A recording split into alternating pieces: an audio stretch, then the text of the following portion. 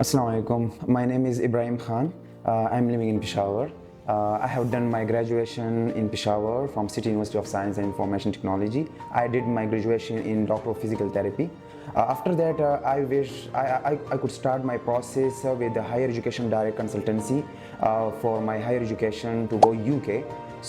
And I got admission in University of Bradford, which is one of the top university in UK. When I wished for higher education abroad, one of my friend, Mr. Ubaid, recommended me higher education direct consultancy, where I met with Mr. Farhan. He is a very humble and a nice person, and he shortlisted so many universities for my higher education in UK. And finally, I got admission in University of Bradford, which is one of the top university in UK.